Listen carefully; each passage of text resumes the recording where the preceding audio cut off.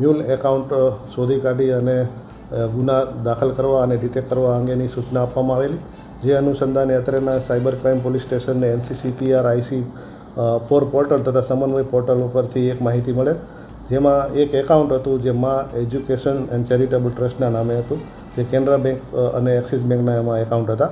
તો એ એકાઉન્ટ છે એ ભિલોડા ખાતેના હતા. એટલે એના ઉપરથી એ લીડ મળતા એમાં તપાસ હાથ ધરવામાં આવેલી. તો ખબર પડેલ કે આ એકાઉન્ટ છે એના પ્રોપરાઇટર છે મનીષકુમાર ગજેન્દ્રભાઈ ઉપાધ્યાય, જે દડવાવ તાલુકો વિજયનગરના છે.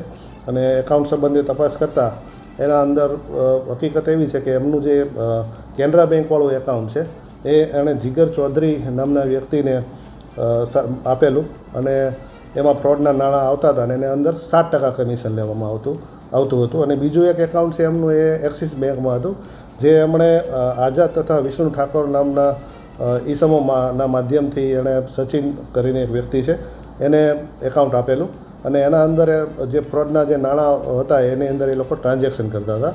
અને એ જે એકાઉન્ટ છે જે એક્સિસ બેંકવાળું, એમાં એને 25 લાખ રૂપિયાની લાલચ આપવામાં આવેલી કે 25 લાખ રૂપિયા તમને મળશે, અને 50,000 રૂપિયા એને એડવાન્સમાં એને આપી દેવામાં આવેલા. જે બંને એકાઉન્ટ ની જે તપાસ કરતાં એવું જાણવા મળેલ કે આ બંને એકાઉન્ટ ઉપર ટોટલ 71 અરજીઓ થયેલી છે, અને જે ફ્રોડની રકમ છે એ 1,85,37,206 રૂપિયા જેવી થાય છે.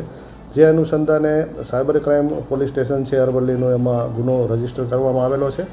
અને એ જે એકાઉન્ટ હોલ્ડર છે, જેમ પ્રોપરાઇટર છે, એ મનીષકુમાર ગજેન્દ્રભાઈ ઉપાધ્યાયની અટકાયત કરવામાં આવેલી છે, અને આગળની જે તપાસની કાર્યવાહી છે હાલ આ ચાલુમાં છે. કયા પ્રકારના સાયબર ફ્રોડમાં જે RTOની જે ફાઇલો હોય, બરાબર છે, પછી જુદી જુદી સ્કીમો હોય, બરાબર, એ અનુસંધાને એના પૈસા એની અંદર આવતા હતા.